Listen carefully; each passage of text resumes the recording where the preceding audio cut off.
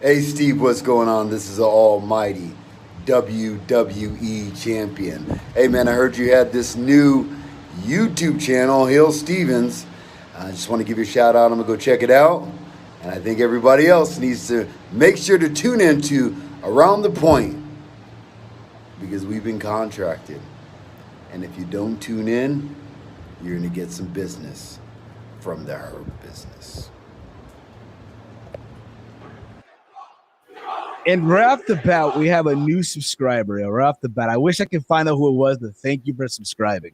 Ladies and gentlemen, we are now live. We are live. We are live. Memorial Day weekend is finally here. And over here in the Northeast, over here in New Jersey, it's raining. It's chilly. But oh well, you get what you get. You get what you get. This is another live installment of Around the Point. It is Friday. It is May 28, 2021. It is 6:04 p.m. Eastern Standard Time, 3:04 p.m. Pacific. I think it's 5:04 p.m. Central Time, if you will. But what up, y'all? It is me, it's Steve, back at it again. Thank you all for tuning in.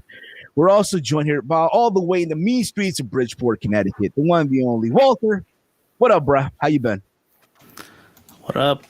Been pretty good. Finally, the weekend, long weekend because of Memorial Day. So, you can't go wrong with that. And if you guys are wondering, who's this guy down here? Our guest this week. He's literally, and we're talking about this off the air. Like, bro, you are the hardest working content creator in the IWC right now. If for all the young content creators now, if there was like a playbook to follow, a blueprint to follow, this is it right here. I swear to God, if they were to ever do masterclass YWC, my man, right? I'm telling you right now, yo, masterclass, yo, all the way from New York, you can catch him literally. He's everywhere. The Fast Sportskeeda, his Wrestling Daily, Power Forward TV, sometimes on Quizlemania. And as well, he's one of the main contributors all from Tru Heel Heat, the one, the only, the Tru Heel Phenom, SP3. What is up, bruh?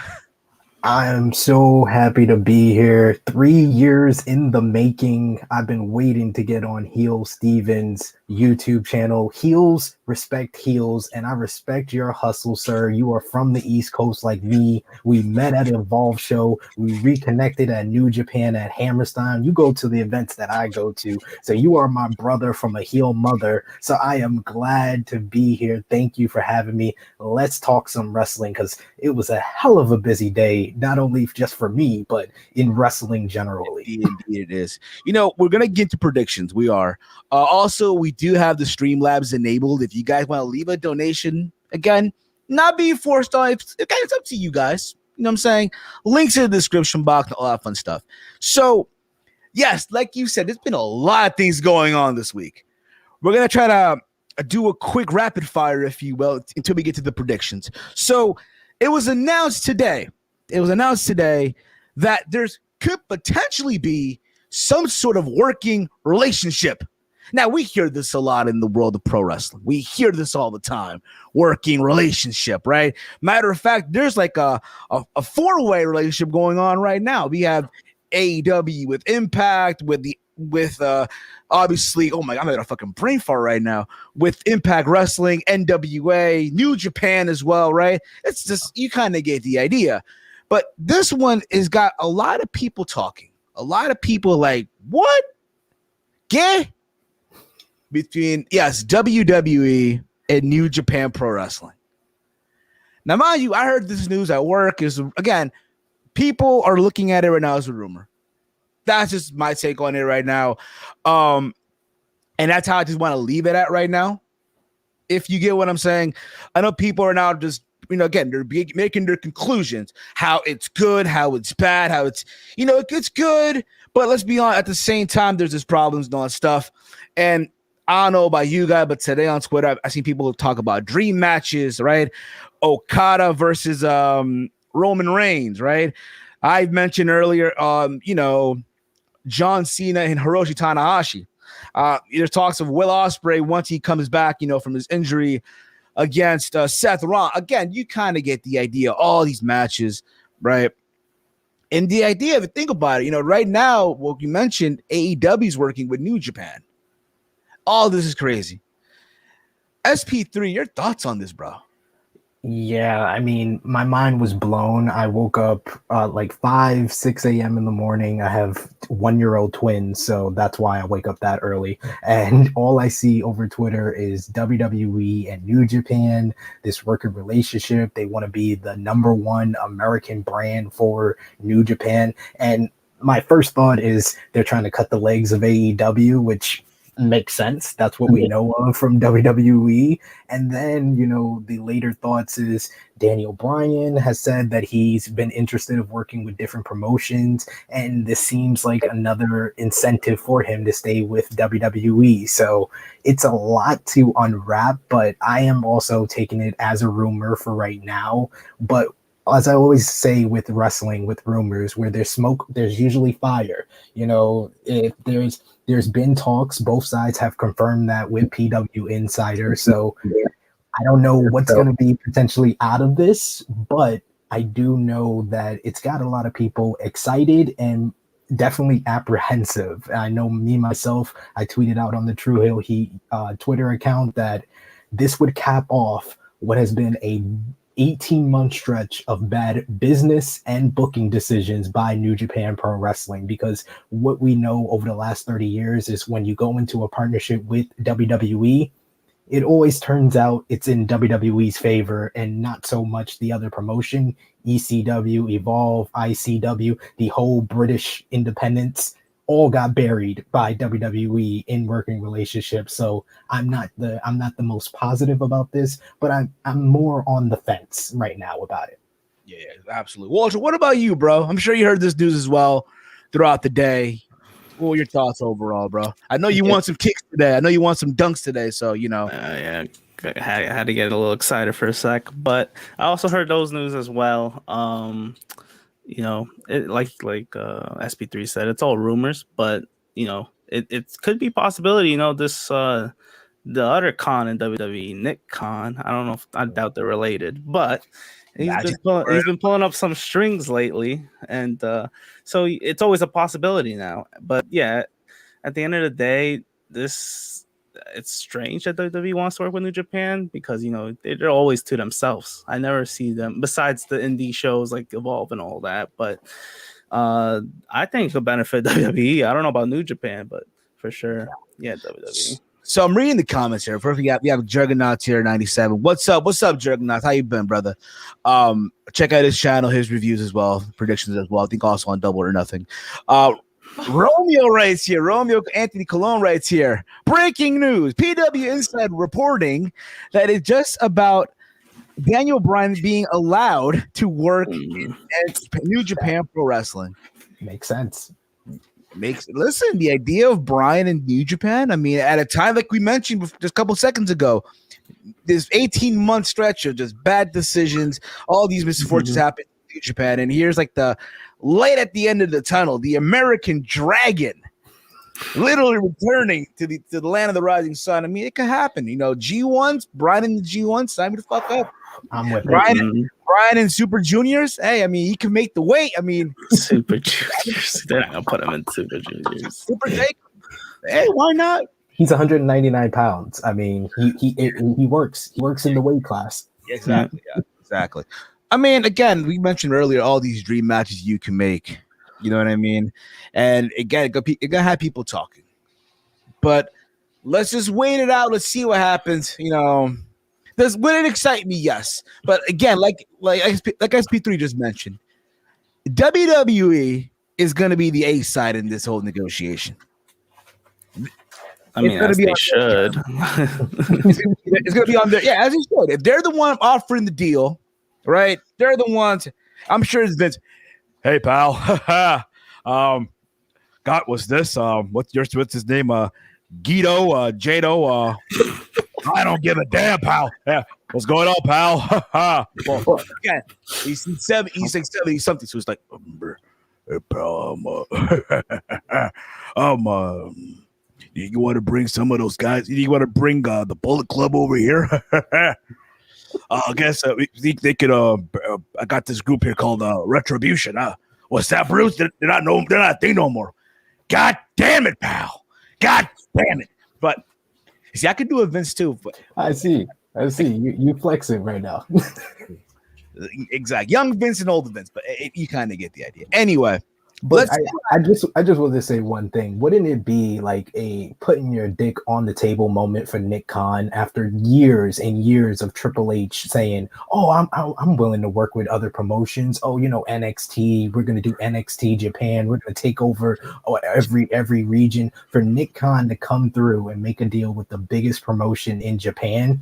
He done eclipsed Triple H as the second most powerful man in WWE. Like Nick Khan is flexing right now. OD, hard body. And his response would be, "Hey Hunter, it's all about the game and how you play it, pal." We got 2 words for you. It's over again. Anyway. I mean, let's see what happens. Give it time, but just wondering the matches you can make and all that. And I'm pretty sure they'll send some of the, talent to Japan and vice versa, but we'll see. Yeah. But listen, I just want to see John Cena and Tanahashi. I want to see Daniel Bryan versus Tanahashi. I want to see Okada versus Drew McIntyre. Drew McIntyre already put out a cryptic tweet saying Okada's initials and everything. So there's a lot of interesting matchups. We got Walter here. What about Walter versus Ishii? Like, there's so much that they can do with this whole partnership. If I'm looking at the optimism side of it, it's the dream matches and the excitement for wrestling fans. But I still have a brain and I still remember the last 30 years. So that's why I'm on the fence. Yeah. Absolutely. So let's move on here. Because again, we got predictions and all that stuff as well in just a sec here. It's also reported that, sadly, he walked in. The next thing you know, he's out.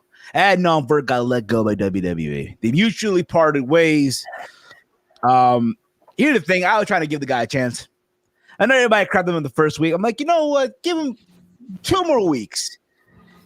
It's like the second week, bro, it's over. It's just not going to work. It's just not, bro. You got to give him way more time than that. This guy, they threw him in the wolves, though. It's not. I don't think it's his fault, to be honest. Yes, it's not. And it's crazy because people on social media were talking about bring Tom Phillips back to the Raw announce table. We want Tom Phillips, right? Or bring back Dio Madden. I don't know, but bring back Samoa Joe. But never mind. But it's one of those things where, again, things happen. Sadly, things happen. You know what I mean? He tried it out. It didn't work out. And now he's out. And now in his place now is going to be Jimmy Smith.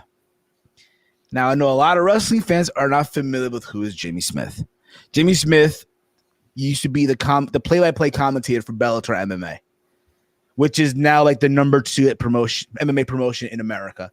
So I've heard him call fights before. He's not bad. So I do say all this also, though. They're trying to bring in these mainstream guys to call the action. And at times you can be a hit or miss. I do think, though, with Jimmy Smith, hey, it's a good pickup, but we'll see what happens. Again, it's got to give him the try and to see, where it goes. You got your thoughts on that? SP3, your thoughts?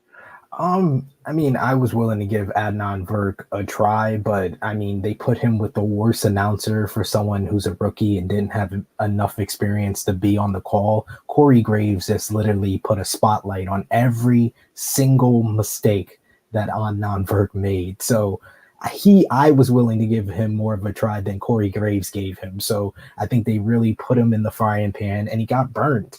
and he set records for only 6 episodes of Monday Night Raw that he was on before getting let go. And, you know, you got Tom Phillips, who got let go. He was kind of getting trained to be the next Michael Cole and like directing the commentators as a producer. So it's a very interesting time for WWE. I'm very much interested in what Jimmy Smith can do. And it's kind of gives me memories of back in the day. I don't know if you remember, you've been a fan as long as I have, Heel Steven. Like, you remember when they tried to bring in Mike Goldberg into WWE as the commentator? Yeah, like this is like it finally coming to fruition and them getting the number 2 from Bellator, Jimmy Smith, coming in. So I'm very interested on what he's gonna do, especially him being the lead commentator. I think it's a bad position though to come into in WWE, especially on a 3-hour Raw, which is the worst wrestling show on American television right now. Yeah, it is, bro. I agree with you 100%, bro. 9 times out of 10 when Raw's on, bro, I'm just playing FIFA. Like, I have it on the background. Like, I'm hearing. I didn't watch it, but I heard it. I heard it. Yeah, you know. Anyway, you got that out of the way. Pay-per-view coming up this Sunday. AEW Double or Nothing 2021. Live from Daly's Place. And yes, in case you guys don't know, it's full capacity. Yes. Full capacity. About damn time. I'm happy. You know, when I say this on Twitter, you know, the news coming out that AEW is going back on the road, WWE's back on the road, Ring of Honor is about to go back on the road, MLW. It's like, holy shit, you know what I mean? I'm happy. It's about damn time. But to reminder to AEW, you owe New Jersey a big show. Let them know. Let them know. You owe us a bit. Now, I'm not asking for All Out. I know that's Chicago. Sadly, but it is what it is. Full Gear, Revolution. You got 2 pay-per-views that you don't have like set cities for, so give us one of those. Give us one of those on a Saturday. But we'll see. Let's hope so. But I'm gonna be honest. I am looking forward to the show. I'm looking forward to pro wrestling on a Sunday. You know what I mean? Memorial Day weekend, and this is like their SummerSlam, I guess, right? Or in a way. Yeah. I am looking at the card right now. This card. You know, it looks stacked. It looks like it's a stacked card. I look forward to this. So, your thoughts, bro, on the card overall and this whole thing and the fact that, hey, man, everything's getting back to normal. All that fun stuff, bro. I think this would be like the first AEW pay-per-view where there's not like a blow away like match that you're like, okay, this is definitely going to be like the match of the night. Like you had the exploding barbed wire death match on the last pay-per-view, even though the explosion was what it was. The match itself was great, and we knew it was going to be great going in. You know, before that, Full Gear had a whole bunch of matches, but of course it had the Young Bucks and FTR. Before that, All Out had FTR versus Hangman and Omega that people were hyped for. So every pay-per-view kind of has had that one standout match. This one doesn't, but I feel like top to bottom, this might be the best card that they've put together in quite some time, where there's like 5 or 6 matches that could be the match of the night on this card. Absolutely. Walter, your thoughts over on, and I got to step aside for a bit, but your thoughts on the fact that, hey, man, things are getting back to normal. AEW is going to have a sold-out crowd at Daly's Place. Everything's going back on the road, bro. Your thoughts overall, bro? And I think it's a good step in the right direction for AEW, and they kind of started it pretty much. You know, this is they're one of the first wrestling companies to have a full show now. And yes, in Daly's Place, but like you said, the attendance is going to be packed, and it's going to definitely feel a lot different. So I'm looking forward to it. I'm looking forward to future events too. So it's going to be pretty exciting, at least short term. You know, then we'll see what happens, because we'll get used to the fans eventually. But as for now, we're definitely looking forward to hearing the crowd react. Exactly. Absolutely. So I have the card right here.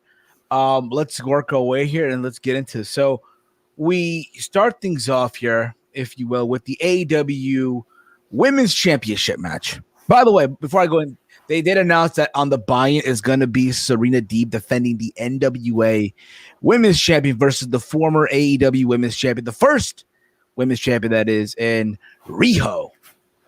I think overall, for what it should be a fun little match. I don't see, honestly, Riho winning this.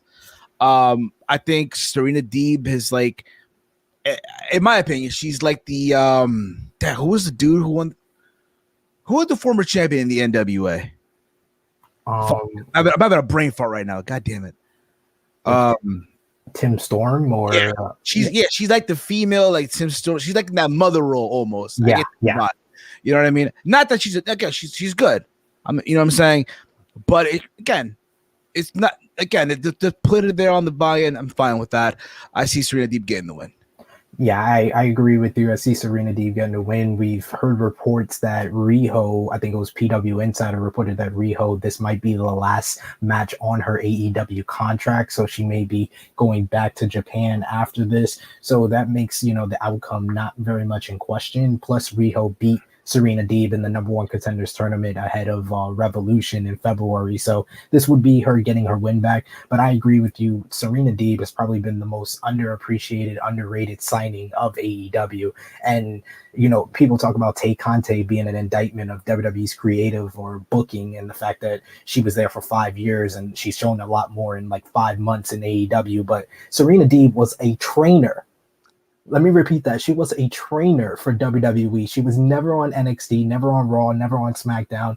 The most we saw from her was 10 years ago in the Straight Edge Society. And because she had a drink in public, they fired her. So the fact that she's been like not on mainstream television for 10 years and she's shown so much, having great matches with Red Velvet, Tay Conte, she's been like ridiculously consistent. She's very much, the way she wrestles is like Bret the Hitman Hart in like if Bret was in his prime in 2021, and the way she just focuses on the match, very technical. So I expect this match to really stand out among all the other matches on the card.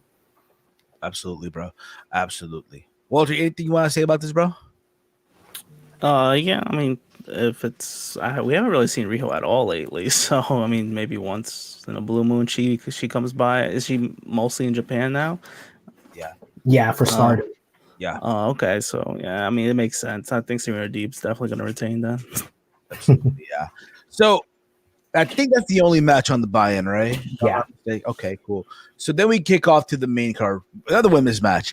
We have Britt Baker versus Hikaru Shida. Hikaru Shida defending the championship here. Listen, Hikaru Shida has held his belt now for way too long. I feel like AEW dropped the ball in the women's tournament by not giving it to Britt Baker. Yeah, just lay down in your fucking pussy. Even Walter's in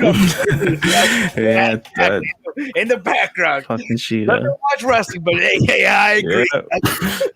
It's always time. some good timing too. It's time. Listen, it's time. Put the belt on Britt Baker. It's time already. That's all I'm going to say about that.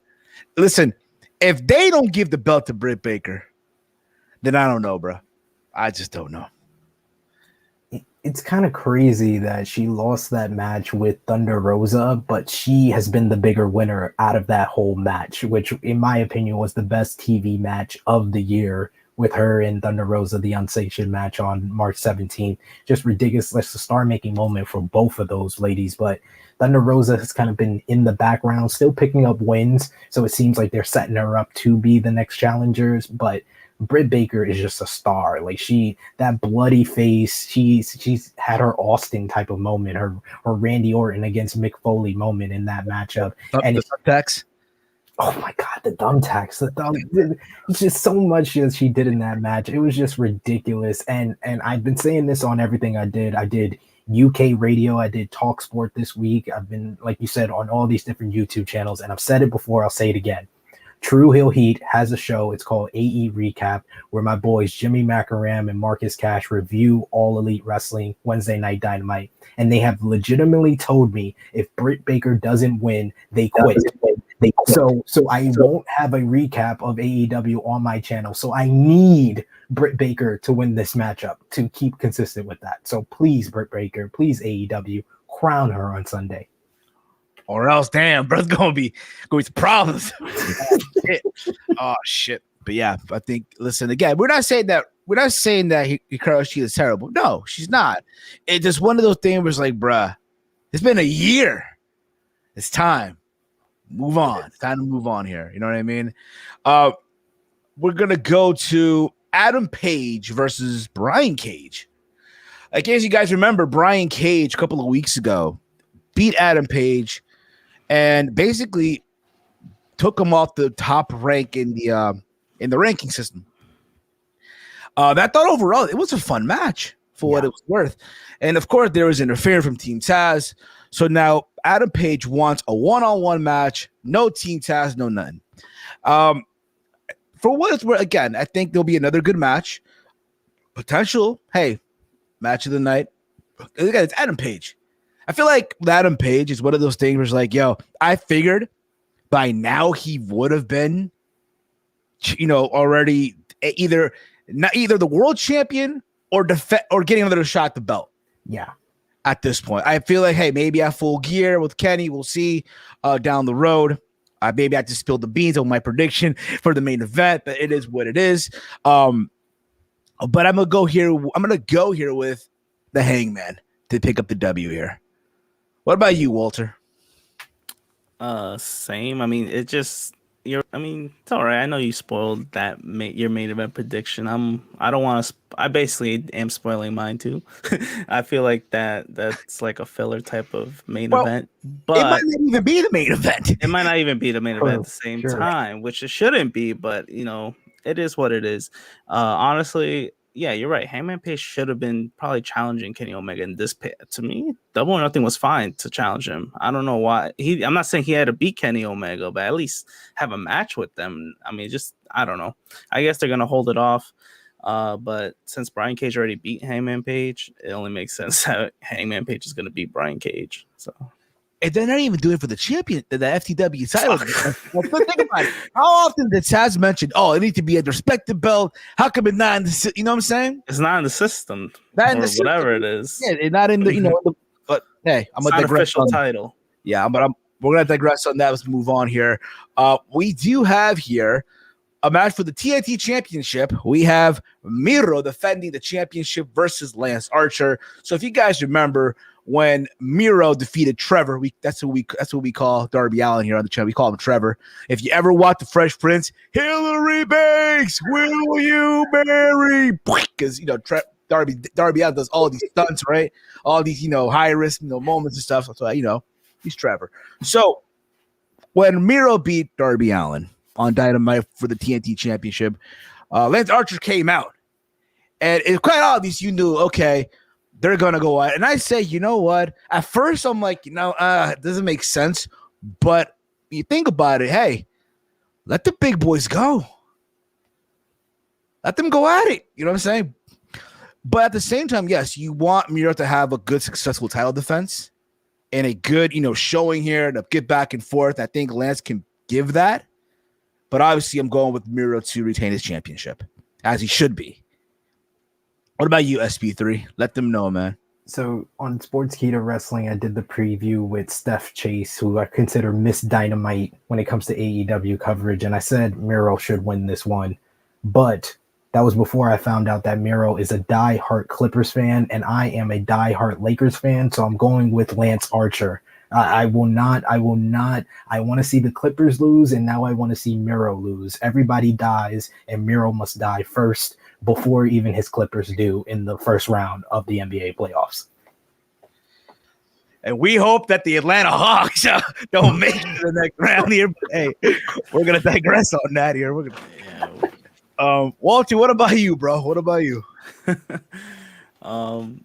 That's not bad. That's a good reason, I think, to pick Lance Archer. I'm not a Lakers fan, but that's a nice reason. But I'm pretty sure they're gonna keep it on Miro, obviously, because he just won it, and they got to give him some credibility. It was rough for him at the beginning, so it was. Hopefully, it starts picking up, and he'll put a dominant performance.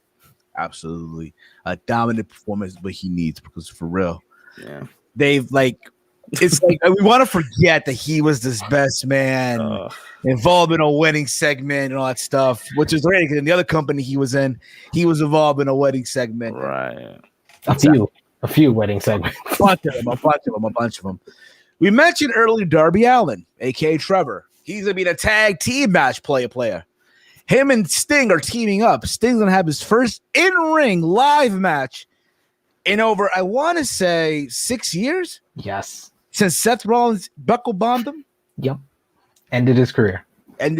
So we thought. I know he took some bumps on Dynamite a couple of months ago, and it's like, hey, he looks like he wants to do this again. That's fine. If you remember, listen, obviously, yes, it's staying in Darby Allin versus the team of All Ego, Ethan Page, and Scorpio Sky. All I can think about here is the history of Darby Allin and Ethan Page. Yes. You know what I mean? And all the spots, the crazy spots that just Ethan Page would do to Darby Allin. And if you watch on Dynamite, he tossed him over a flight of stairs. And that did not look, the visual of it is like, oh, bro, no. But you just know what to expect. You know what I mean? And then, of course, you factor in Sting, you factor in Scorpio Sky. With this, at the same time, Darby Allin, right, just came out of being the TNT champion. He's partnered with Sting. He already has this like hype behind him already. You need to do something to make us actually give a fuck about Scorpio Sky and Ethan Page. Yeah. So I say they need to win here. And hell, you know what? Have Sting take the pin. Because if they pin a legend, holy shit, they pin Sting. It just gives them more of that heat. See what I did there? And a lot of fun stuff. So I'm obviously going to go with Ethan Page and Scorpio Sky here. What about you, SP3? What about you? I do like that pick. I'm looking forward to the Ethan Page Darby Allin match. That probably is going to happen on Dynamite, and it should happen on that first show in front of like live fans outside of Daly's Place on July 7th. I would love to see that because, like I've seen their history and evolve, and the fact that he almost cracked Darby Allin's head open at times. They have a very much of a Bam Bam Bigelow Spike Dudley from the ECW days, and the way that Ethan Page just tosses Darby Allin around like he's a rag doll. So I'm looking forward to that. But here, I think that this match is going to be booked like AJ Styles versus the New Day at WrestleMania. Darby is going to be playing the role of AJ Styles, hot tag to Omos, aka Sting, and Sting just going to run roughshod, not take a bump, and get the win. So Darby and Sting for the win here. Okay. That's fair enough. Walty, what about you, bro? I wouldn't be surprised if it played that way. That's probably what they want to do because this is not cinematic. Yeah. So this is and I guess it makes sense because they want the fans to cheer for Sting. This is basically Sting's first AEW live appearance in front of whatever the amount attendance is going to be 5,000, 7,000 people. So it's 5,000, but yeah, I think it's going to be huge. So match is going to be hopefully good. I just don't see Ethan Page or Scorpio Sky winning. I would like them to win, build some credibility, but I think they want to give Sting his first real match win. Oh man, I don't know, man. I don't think we're just on power. But again, we'll see what happens here. Again, match Sting's first match back in front of a live crowd, first live. That's going to be awesome, if you will. So. Moving on here. We have for the AEW Tag Team Championships, we have the Young Bucks of Matt and Nick Jackson versus the team of Jon Moxley, Eddie Kingston. Now, if you guys remember a couple of weeks ago, was it last week? It was? Yeah, last week. Yes. The Young Bucks wore a pair of Jordan 1s, the Dior's, over $10,000. And what did Moxley and what did Eddie Kingston do? They took the shoes. Oh, my New York heart will grow 10 sizes larger. Now, somewhere down the road, that's going to be a collector's item. I am looking forward. I said this to Chase. I said this to Mike. I said this to Walter a while ago. I look forward to the next sneaker shopping episode with the Young Bucks. I'm surprised it hasn't happened yet. It hasn't happened. Think about it. They're promoting all these shoes on being the elite. It has to happen. It needs to happen. Well, yeah, they wrestle in Jordans now, so I'm assuming it's going to have to happen. And I look forward to Joe LaPuma asking him about being the elite and the beginning of AEW and the super kicks, and at the end, he gets a super kick. So there's that. It's going to be a fun match. And you know, it's funny. Chase said this. I think he retweeted something on Twitter. Imagine if Matt and Nick came out to Shield gear. Oh my God! And they come out through the crowd. Because John Moxley never gave them the fist bump when he first debuted in AEW. So yeah, I could totally see that. But this in my opinion is my main event. This should be the main event in my opinion, because this is the match that I feel like either team can win. Like my heart and my mind are telling me two different things on this one. I feel like Moxley and Kingston are the best babyface tag team in professional wrestling. Just the way they talk to each other. It's like us talking. We're all friends talking about wrestling. That's how it feels when they're always on their promos together. It's just a conversation more than a promo that they're cutting. And then the Young Bucks have just, in my opinion, been on fire as heel champions. They had the great match against SCU. They had a great performance against the Varsity Blondes. They made the Varsity Blondes look like main eventers when these guys have 5 years of experience together combined with them, and the Young Bucks made them look like world beaters. So they're on a hell of a roll. Their attire is so obnoxious that they're getting the proper amount of heel heat that they should be getting. And you know me, I love me some Tru Heel Heat, and that's what they're getting right now. And this is just the perfect matchup of teams in AEW, in my opinion. Yes, and if it's not the main event, the match before the intermission. Yeah, it has to be. But yes, it could be match of the night. For me, I'm gonna go with the Bucks because honestly, I don't feel that Moxley and Kingston need the tag titles. You want them to be a force, fine, let them be a force when they need to. But I think after this, they gotta just go their ways. You know what I mean? Because remember, Moxley is still the U.S. champion in New Japan. And we mentioned before this talks of New Japan and Dev. Imagine if Moxley had to go back. Oh no. Him and Roman, it's over. It's over. No. Shield reunion number 75. That is weird. Like how would that even work? Like I would imagine Hideo Itami versus Kenta. Set up to take my money.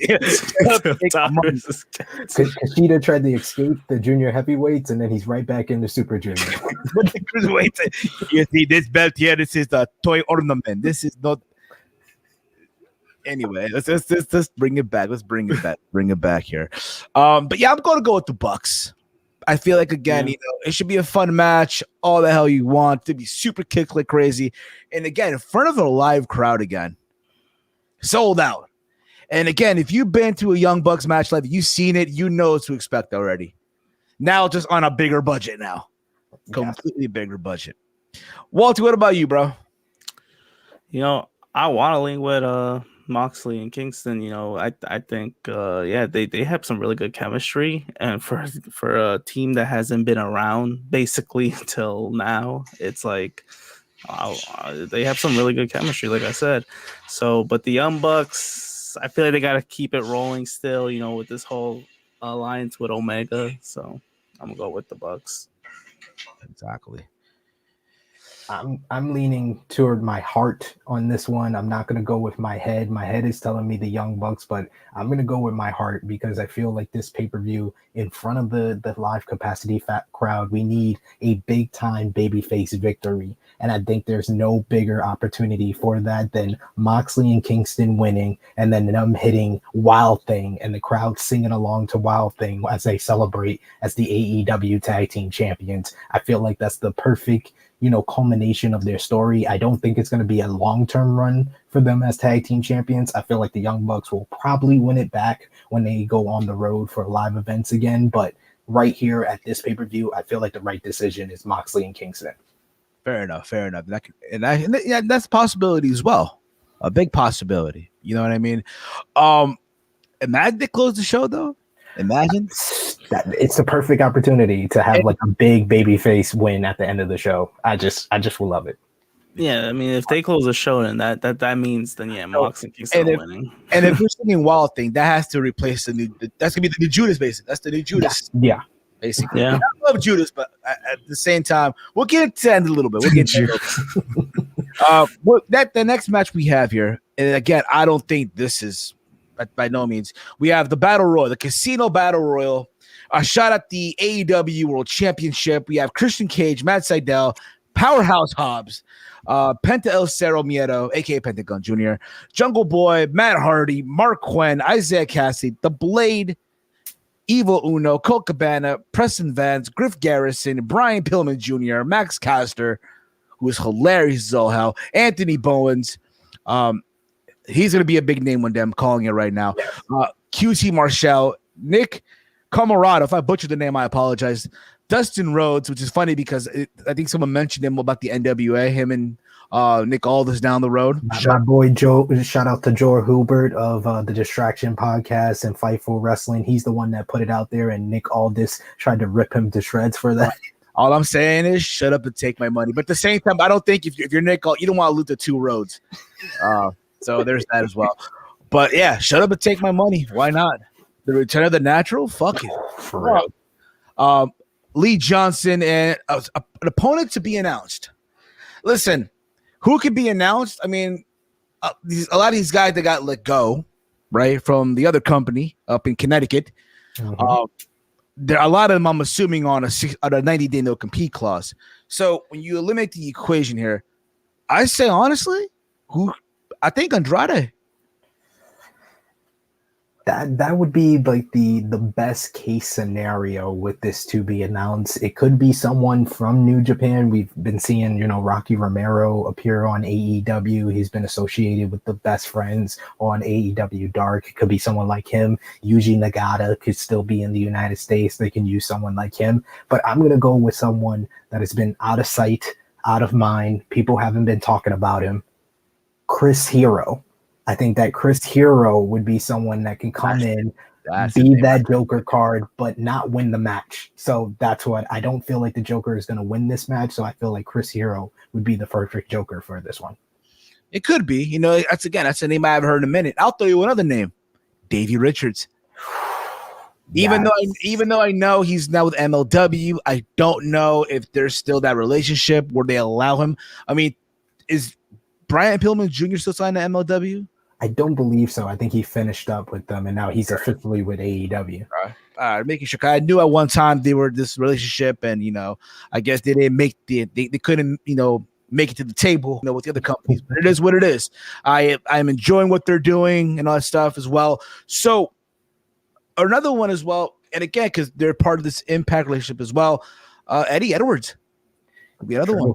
Yeah, throw some Impact names in there. Maybe a Sami Callihan, maybe a Eddie Edwards, maybe a Moose. He did tease he was going to be in Jacksonville. Moose. He's been teasing it a lot, so that's not out the realm of possibility here. Exactly. So we'll see what happens. We'll see what happens down the. But as far as the winner, I mean, if you've watched the show and all that stuff, we had Christian come back. He wants to outwork everyone. He did have that segment with Kenny on Dynamite.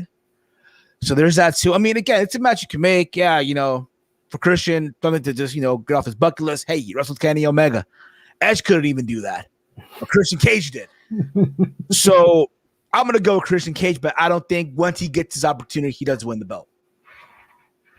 No, I think that Christian versus Kenny Omega is like the perfect match for them to sell a few more tickets for Miami for that first live event on the road with fans in attendance. Christian has the name value from his time in WWE versus another Canadian great wrestler in Kenny Omega. And them having 20 minutes on an episode of Dynamite might be one of the TV matches of the year. So I agree with you. I think Christian Cage takes this one. Or on Rampage. I know they're hyping up Rampage down the road. True. Yeah. We'll see. We'll see that. Walty, what about you, brother? What about you?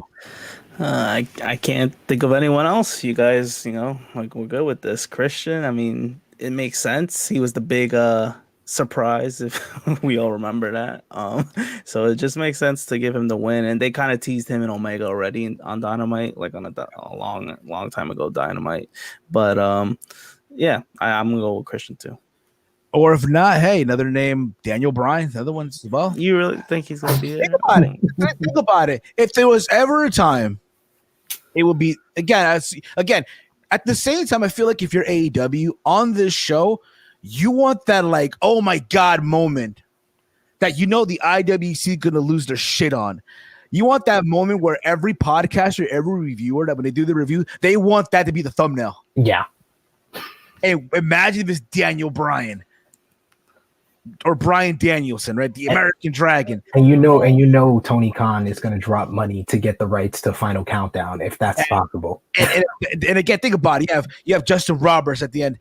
The Joker number, the lights go off. It's Daly's place. I mean, at the time, I'm pretty sure when they wrestle, it's going to be nighttime. Yeah. It's dark.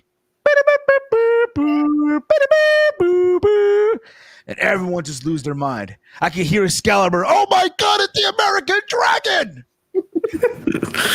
And you're going to have Jim Ross. Oh God, it's American Dragon. Bryan Danielson. Oh God, Stone Cold. I mean, and then you have Tony Schiavone.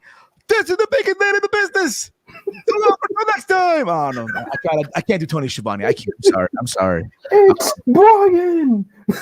Yeah, exactly. Jason Cameron said, I don't know what I do know that Tony Khan wants to hire more wrestlers on the roster from what I heard. That is correct, Jason. Yeah. That is absolutely correct. Mox and Eddie, that's what Romeo wrote earlier. But we'll see what happens. I mean, it should be a fun. I mean, I know for a lot of people, the Casino Battle Royal is always a hit and miss. I'm a sucker for Battle Royals. And if you can tweak it in some way, shape, or form, and if you can catch me stoned watching this and you tweak a Battle Royal, I'm all aboard. You know what I mean? So there's that. From there, we go on to, because let's be honest, this is not main eventing the show. We have Kenny, by God, Omega. Kenny four belts, right? Kenny four belts. Yes. Right? Defending the AEW World Championship in a triple threat between Pac and Orange Cassidy. Now, I remember a couple of weeks ago, right, on Blood and Guts, there was that confrontation, right? A ringside between Kenny and Orange Cassidy, then Pac got involved, and they were doing that one-on-one match the following week, and it ended the way it did. A part of me thought at that moment that, hey, that Orange Cassidy was going to win because there's news of them going back on the road. You hear that Dave's going to be sold out, full capacity, right? And they want Orange Cassidy to get that pop in the ring. Just think about it. Remember, we've been to shows before. Remember at the Evolve show? Oh, yes. When that was like the first time I ever saw him, too. And everyone just lost their fucking mind. They want that moment, if you get what I'm saying. And imagine if he wins. Oh, my God. Which I don't think is going to happen, but you kind of get the idea. In Pac way, remember, Pac and Kenny had a match back at All Out. Yep. You know what I'm saying? So all that comes together as well. It should be a fun match. Again, I just don't see Kenny losing the championship. It would be silly. I mean, granted, again, he's still the Impact champion. He's still the Mega champion. However, at the same time, he's not dropping that belt until he drops the other titles before that. But we'll see what happens with that. But I'm going with Kenny Omega on this one. What about you, SP3? Yeah, I gotta agree with you. I think Kenny Omega gets the victory here, and this is another one that could be the match of the night, honestly, even though the outcome is not really in question. But like you said, they had the match at All Out between Kenny and Pac. They had, in my opinion, the greatest Dynamite match of all time in 2020, the 30-minute Iron Man matchup, which was amazing between those two guys. And we've seen Pac and Orange Cassidy have that great match at Revolution in 2020. So there is a lot of history between these three guys, and I feel like it's going to be a great mix of back and forth wrestling along with some comedy. We know Kenny Omega has had his comedy in his past. If you don't remember, Jim Cornette will always remind you of all his comedy matches with little girls and blow up dolls, and being in there with Orange Cassidy, I feel like he's going to give it a different element than it would otherwise have, and it's going to be a bunch of fun. It's going to be crazy. His review going to be, but see, Finkel told him finger bang in my little dog pockets. God damn it! You know, Harpo couldn't help himself. God damn it, big pockets as well. It'd be hilarious, but yeah. Walty, what about you, bro? Yeah, this could be even though it doesn't feel main event caliber, it could be. I think it's going to be a good match for sure. I think they're all going to try out, especially, Pac and Orange Cassidy. These are their first big main event type of matches. So they're going to kill it. I don't know about Orange Cassidy winning. I don't think they they could pull that trigger yet. I don't know if they want to. I don't know if they ever will, but maybe. You never know, because a lot of people are there's some out there that don't like Orange Cassidy. Well, to be fair, I have a lot of casual friends who don't watch wrestling. Right. But they're starting to who this Orange Cassidy guy? But they like Orange Cassidy? Yeah. Oh. He's the one that draws in the casuals because he's so cool. Like I went with one of my homegirls to that Evolve event that we met at, me and Heel Steven, and that was the first event that I ever remember seeing Orange Cassidy. And we fell in love with him there to the point that when we saw him on the WrestleCon a few months later in 2019, like no one really knew him at that time even, but we popped for him. We like stood up. We were like, yes, it's him. And then he is able to always turn the crowd. If you never saw him before, he is always able to make at least one fan out of the crowd because he's got that. And I ain't gonna lie, like I remember that Evolve. I'm like, at first I thought I wanted to hate it. I wanted to, and I couldn't. Like, bruh. This is gold. This is fucking gold. Even I remember Big Mike. Big Mike hated Orange Cassidy. I can't stand his fucking gimmick. I can't stand it. This is bullshit. This is ridiculous. And then he had the Mimosa Mayhem match. I think it was. Was it the Mimosa? No, it was the match with Cody. Okay. I'll never forget. Like, you know what, yo? He made a fan out of me. Yo. I can't hate the guy anymore. I can't hate the guy no more. I remember that shit. It's hard to hate him because then once they kind of pushed him and he's been featured a little more, it's like, oh, this guy could actually wrestle as well. So it's like it's a good combination of both. And not a lot of characters are like him. People are gonna think it was a joke, or maybe he was Fire Ant, serious wrestler. Huh? He was Fire Ant back in the day in Chikara. He was Fire Ant. Wow. And look where he's at now. It's like started from the bottom now. Exactly. But yeah, I think Omega still retains though, out of all that. Exactly. And I think after this, we got one more match after this, right? I think I think will be the main event.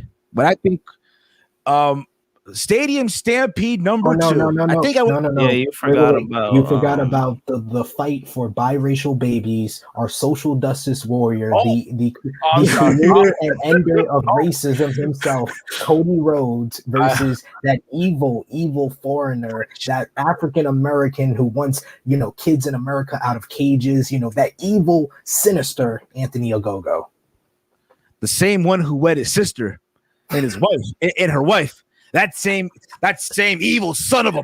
No, whoa. Kids watch the show too, by the way. I think Cody's focus group is watching this show right now, so you better chill out. Exactly, his focus group is watching the show. Next thing you know, there was some fat kid with glasses on a podcast disrespecting the value of America. It's like, bruh. Anyway, yeah, I'm sorry. I'm sorry, Cody. Sorry, Coaster. Sorry. And Brain, I'm sorry too, okay? This promo is an important piece of American. But Cody Rhodes versus Anthony Ogogo. If you're Anthony Ogogo, oh boy, you got your work cut out for you. Oh boy. All he wanted to do is wrestle. He didn't ask for this. Let's be honest here. If you're Anthony Ogogo, like, fuck me, I did not ask for this shit. All I wanted was to have a wrestling match. I did not ask to hate America. Here's the thing. And this is not a knock on Anthony Ogogo. This is not a knock on him at all, okay? But Cody's here, right? Cody's first here. Some people he's talk to, right? Depends on who you talk to and all that stuff. But here's Anthony Ogogo. The standards, it's what I'm saying. You expect him who's experienced in wrestling yet, right? To perform at this high pace on pay-per-view without the experience. You're feeding this guy to the wolves, literally. What the fuck? Here's the thing. I want to say Cody because for obvious reasons, if you get what I'm saying, because he's fighting for us, if you will. Even though we didn't ask for this, we did not ask for this at all. But it's like, you got to make this kid look strong. He beats people by punching them in the stomach. You know what I mean? So that, I guess for shock value, you could give the win to Anthony Ogogo, but it better not be with a punch to the stomach. Because I've seen it on television already. It's like, okay, we get it already. You used to be a boxer. You weren't a good boxer, but, you know, again, if you were a good boxer, you'd be fighting Anthony Joshua now, or Tyson Fury, or Deontay Wilder, or Andy Ruiz, but you're not. You know what I mean? That's why you're in the wrestling business now. But, hey, it is what it is. I'm going to go. Here, I want to say Anthony Ogogo, but who are we kidding? It's Cody. It's Cody. Come on. And he's going to win. Again, he's bringing back the American Dream name to honor his father. I'm sure Dusty's rolling in his grave right now. Hearing that. Like, ooh, this is the shit. That's not for you, Daddy. That's not for you, baby. Never seen a man thunder, baby. Oh, boogie woogie, baby. This is the match that makes me laugh the most. It makes me laugh so much. Just what was that, bro? Just oh man. I just laugh so much thinking about this match because that promo, oh my god, and the fact that he keeps trying to justify it. Like, I did this in front of focus groups. No, I don't mean a focus group. I mean, I made a voice note and I sent it to like the coaches and my close personal friends. Bro, why? You're Cody Rhodes, bro. You are a fucking Rhodes. Can you imagine, bro, if Dusty was alive and Dusty would have focus group? What, baby? You'll never be a world champion with the focus group, baby. It will never happen, baby. Forget the business, baby. I'm confused. Oh my god! It's just like, why, Cody? Why? But I don't know if you. I'm ready to comment here, but I'm sorry, brother, man. But Romeo writes here. I don't know if you're doing a live reaction stream Sunday, but you gotta commentate the whole match with Dusty. Well, let me tell you something, baby. Fuck, I can't. Oh, shit. It can't. It's gone. It's gone now. Oh man, it's over. It's over now. Just like Adam Burke's Raw career, it's over. Just like Mauro's Raw, it's over now. Okay. Anyway. Man, that'd be something. Imagine if I did that in Dusty's voice. Oh, that'd baby. be great. Oh, fucking like a monkey, baby. If you will, baby. If you will. If you will. If you will. I think that we're gonna get Cody winning here because last year I went with Lance Archer to beat him for the TNT Championship Finals, and that didn't work out well for me. So I learned from my lessons, and I feel like Cody feels like Anthony Ogogo is getting the rub by being in the ring with him, and he needs to end all racism and segregation, and he's having a biracial baby, the first biracial baby in American history. So the American pro wrestling, baby. So the American Dream, Cody Rhodes, for the victory here. Oh man, yeah. It's like I want to say Anthony Go, but in reality, it's Cody, bro. Cody wins, LOL. That's where the storyline's pointing out too. I mean, it just makes sense, you know, with that promo. It's supposed to be a feel-good promo, more like an out-of-touch promo, but it was supposed to make us feel good. And he's bringing the dream back and all this stuff. And you know, as much as a Go-Go, they see promise in him. Clearly, since he has a match against Cody, I really doubt he's gonna win this match. He'll have a good showing. I hope, honestly. Yeah. We know he's good, but I do hope though he at least he gives the impression that he deserves to be in the ring with him. Yeah, at least. We've seen time after time in wrestling. There's matches. It's like this guy didn't deserve to be in the ring with this guy. We'll see what happens. Now we get to the main event. I think this is closing the show. Stadium Stampede 2. Listen, it's double. It might be the last Stadium Stampede they do because I want to believe next year they're going to be back at the MGM Grand or T-Mobile Arena or the new stadium in Las Vegas, but we'll see what happens with that once we get there. But Stadium Stampede 2, the Pinnacle versus the Inner Circle. Because at Blood and Guts, the Pinnacle beat the Inner Circle. And here we go. Why, Cody? Why? If I'm keeping it current, well, it's Cody. He's fighting for us. America, baby. Apple pie, baby. Anyway. I mean, listen, I'm going to just say this right now. To me, it should have been the other way around. Blood and Guts should have happened here. Yeah. You could have done Stadium Stampede if you wanted to on Dynamite, in my opinion. And here, Blood and Guts in front of, a sold-out capacity. But that's just me, of course. In this match, though, if the Inner Circle doesn't win, they have to disband forever. That's it. It's over with, right? Yep. And again, when you hear this stuff, it's like, yeah, you're making it obvious who's going to win. You think about it. The Pinnacle won at Blood and Guts, so now the Inner Circle get the win back. So there's that. I mean, again, it should be a fun match. I don't know, though, if it'll be cinematic style. I think Tony Khan said there'll be some live concepts. Maybe they'll do the old Decay versus Hardy Boy match from Bound for Glory 16, where they start off in the ring and they go to the back and they're just sitting there. They're just chilling, drinking a cold one or a White Claw or something. But you see images of what's actually happened. But there'll be a bot. There'll be AEW botches of see, they're drinking a cold one backstage now. What's going on? What's happening? But I'm going to go with the Inner Circle getting the win. And I'll go one step further. I think Sami gets the pin. Ooh. I think Sami pins MJF here. Think about it. Blood and Guts. Sammy Guevara, he got played. He surrendered. Jericho got tossed out of took the fucking what's it called? He took the fall, but there was padding. There was big padding, if you will. We got Legendary Howard in the chat. So people, we got Big Mike live from work. What up? What up, dude, fellas? What up, man? What up, Big Mike? Wish you were here, man. Hopefully Sunday you're on with us.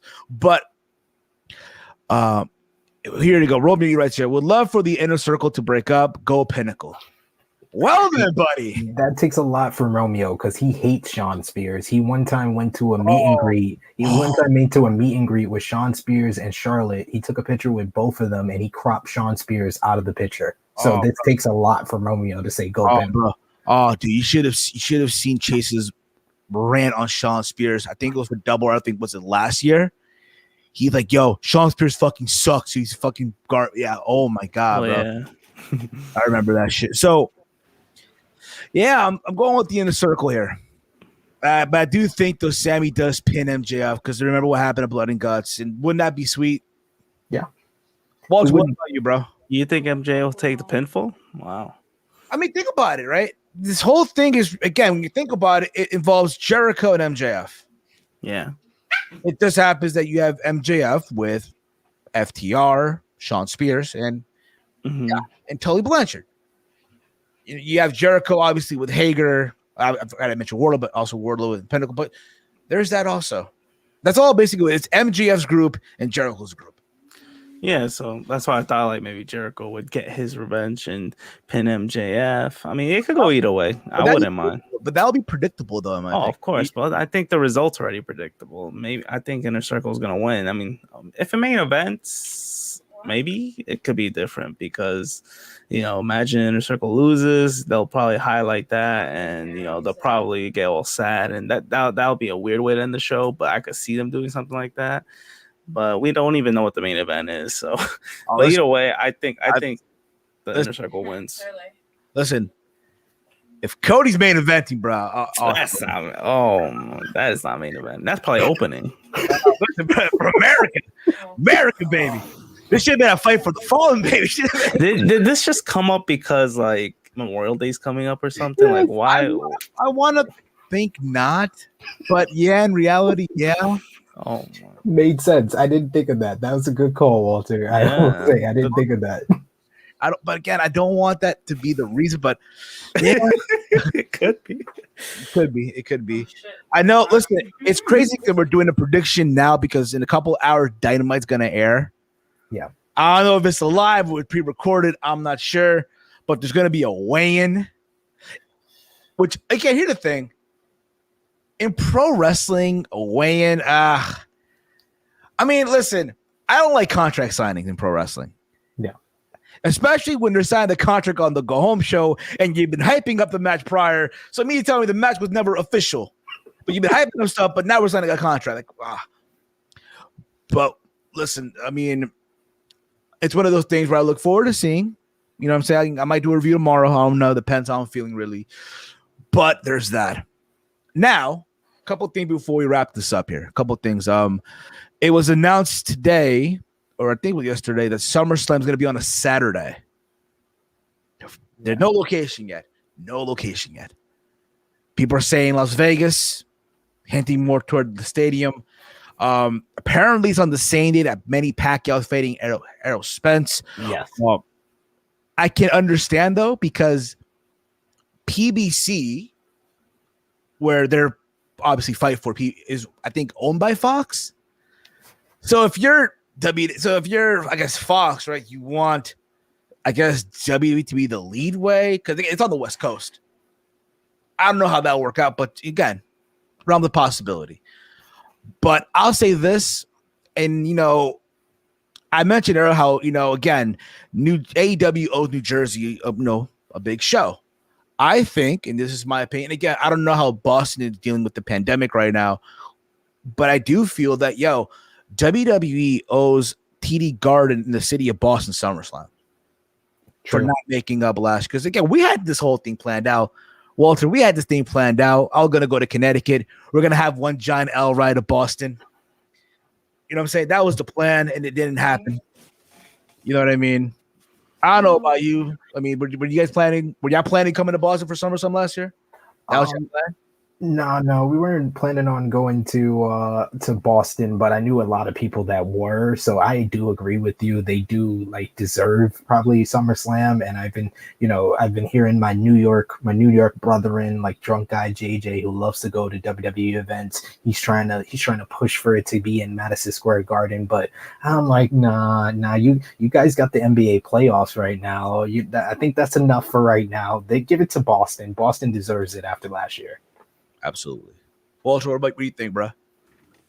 I mean, yeah, it's a little surprise Saturday, and I don't remember the last pay-per-view that was on a Saturday for WWE, obviously. Yeah. AEW usually does it, but that's a nice shock. Since I heard SmackDown and Raw before SummerSlam and Raw after SummerSlam are on the West Coast, I think people are predicting it's going to be a West Coast SummerSlam, and I wouldn't mind Vegas. I mean, that just makes sense, and if you do it in the stadium, that's huge. That's really huge. I think about it to this way. If I'm a tourist, I want to go somewhere where I can have a fun time in the city. And there you go.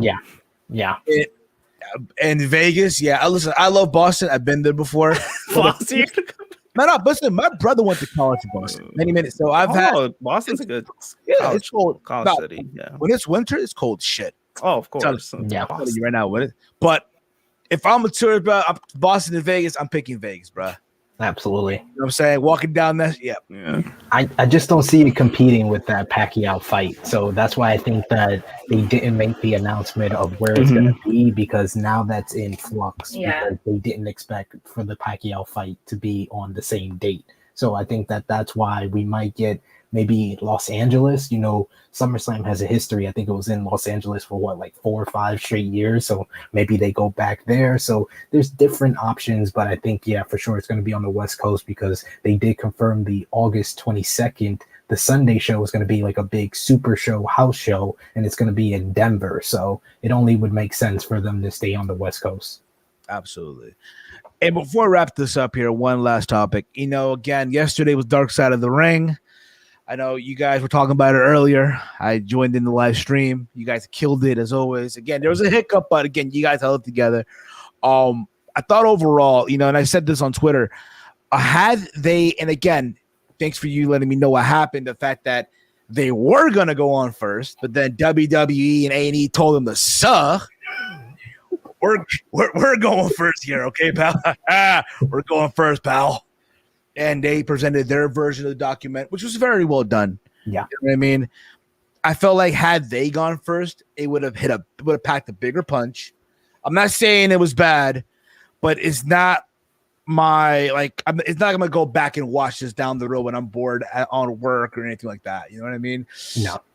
Honestly, my go-to episode is the David Schultz one. That's my go-to episode. Yeah, I will say that was the one where I didn't go in with too high expectations, but it blew me away to learn his story for sure. My go-to Dark Side episode is New Jack, because I just love my Uncle Jerome. R.I.P. to Uncle Jerome, because he is one of the best storytellers that they've ever had on Dark Side of the Ring. Yeah, absolutely. But I thought overall, listen, the Ware episode was pretty good for what they did. And at the like how you talked about on your review, how you got eventually the story of two wives, right? On the a Warrior, how they met on the ring, his first. So you got the full completion, had to put it all together in one. I know Dana Warrior called it smut and filth. Dark Side of the Ring made a shirt out of it. Clever as all hell. Terrific. Because good for that on everything with LGBT. And again, I said this all. I look forward to this atrocity t-shirt as well. I look forward to it. But I don't think they'll make it. But in fact, imagine if they did. It's just one of those things where I'm watching this and it's like, you know, there's stuff that we already know. However, I did not know about the first marriage. I knew about, hey, he was into bodybuilding. I knew that he partnered up with a young Steve Borden, who is still going at it. Apparently, he's killing it in the game. But yeah, and he would, the Blade Runners. How he really, again, he had a good look, but man, he was again when I was a kid, I was a fan of War. You know what I'm saying? The performer. Obviously, as I'm older, it's like, oh man, what happened? You know what I'm saying? But again, when you're a kid, though, again, the performance. Oh, again, he runs to the ring, lifts him up, drops him, does a splash for the 1, 2, 3. But as you get older, it's like, bro, that's all you do, bro. What the hell? That's it. That was it. Exactly. It's just like, yeah, man. But I like who they, with the exception of Eric Bischoff, like, bro, I don't know why we were even there. It's like, here's the thing, though. I do wish, though. I want to believe they did put more with Bishop, but they did because of the time constraint. Yeah. This is what I would hope they would do on the Vice channel. Put the deleted scenes, everything that we might have not caught, they did not make the final cut, but it is what it is with that as well. Jim Cornette does not obviously you can just tell did not like the Ultimate Warrior. Not at all. But I know for a lot of people, Cornette is hit and miss. I get it. But for me, when it comes to Dark Side of the Ring, he's been on point. On a lot of things, he's been on point. Again, here's a guy who, in Warrior, who all he wanted was, again, to prove everyone wrong, be a big name. He got to that position, even though, again, for a lot of people, a lot of the veterans, he did not pay his dues, what have you. He got to the moment, right? He became the Intercontinental Champion, won the championship, right? The idea was he was going to be the guy. Hogan was patching the torch, brother. And apparently, if you watch the Self-Destruction DVD, he's like, I didn't want to be able to say I told you so, but they're going to call me back. They're going to call me back, pal. And they did. It took a year, but, And then you hear about the letter. Here's the thing. It's like, I get where he's coming from. Because, again, in those days, being on the road, all those days out of the year, putting your body through all this stuff, do you want to be compensated? You feel like you deserve more than what you believe. But at the same time, in this industry, you got to know where your limitations, where your boundaries are, not to cross. You know what I mean? And then Vince wrote that letter back. You are a legend in your own mind. Hurt him serious. That cut deep. That it's like a paper cut right to his heart. But at the same time, what I commend is that, yes, you knew both documentaries were different, but there were similarities. Yeah. The letter, the bodybuilding, he was supposed to be the next guy, right? The ceremony. They didn't mention Dana Warrior, obviously, in Dark Side of the Ring. They mentioned that, he became a strong conservative. And again, whatever is your point of view of life, whatever it is what it is at the end of the day. You can say, oh, he's wrong, but that's his point. That was his point of view. That was the way he viewed things. It is. It's it. You know what I mean? But but that was that. I like how they acknowledge all that shit. They had to. Yeah. But I did like the fact that, hey, we got to meet his first wife, what he gone through and all that stuff, his early days in World Class Championship Wrestling, the origin of the Dingle Warrior, which is a stupid, again, it was dumb. He became the Ultimate Warrior. He wanted to make comic books. And it's amazing how throughout all the stuff, they kept bringing him back. And then he died. And the Hall of Fame ceremony and all that stuff. It's crazy. I knew a lot of people who went to New Orleans. They went to New Orleans, WrestleMania weekend. They went to the Hall of Fame ceremony to see him get inducted. They leave New Orleans to come back home. And as they land, oh, shit, Warrior died. It's crazy. Crazy, really He was. He gave his own eulogy on Monday Night Raw. It's crazy to think back and look back on that promo. Exactly, bro. Absolutely. What was your take though overall? I know you watched it, so you guys did a review also. I liked parts of it. I felt like, I was very much hurt by the A&E biography because they had more time. They were able to highlight a lot of his career.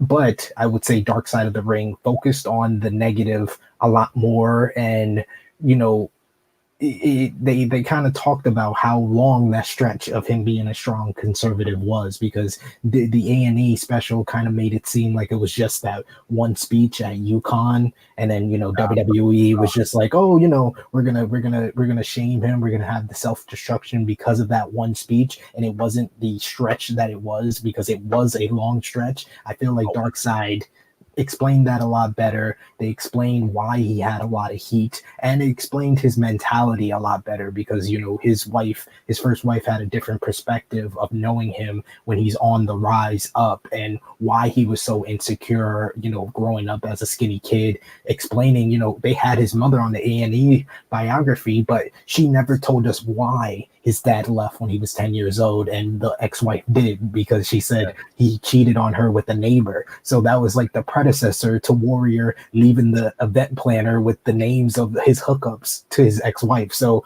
you saw why everything happened a little bit better in Dark Side. I think if you put the two together, it's a perfect documentary, but separate, it had its faults in both of them. Exactly.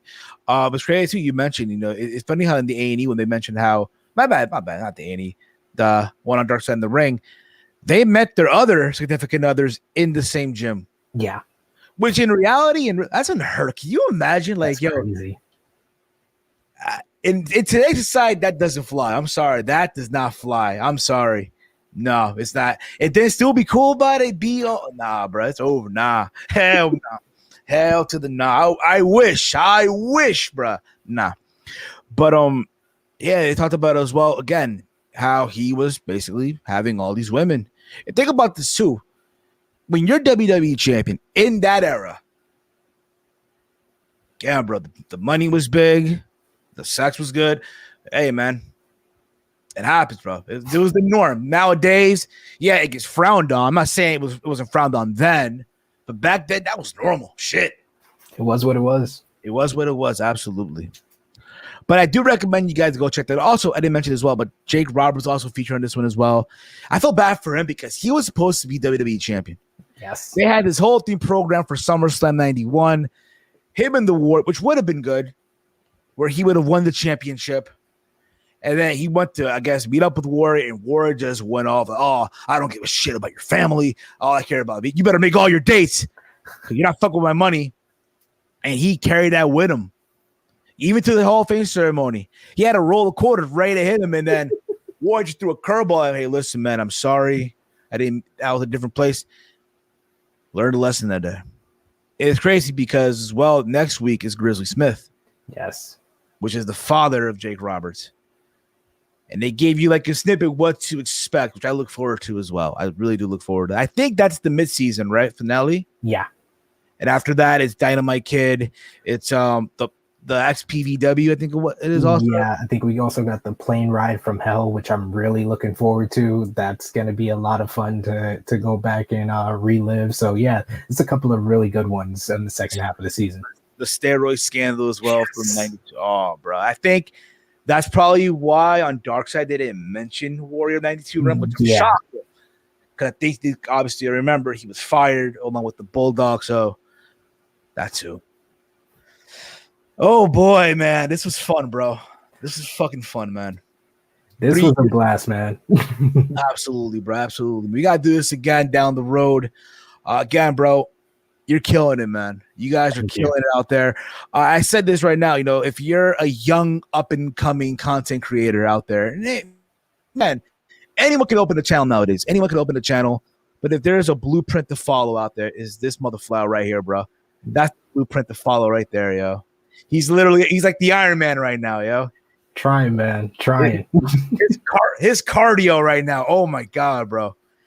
You know, you got a Red Bull, a coffee right there, ready to go. Oh man. Seriously. And I have 1-year-old twins, man. So it's that's a full-time job within itself. So and he's a father and he's a husband. Oh, bro.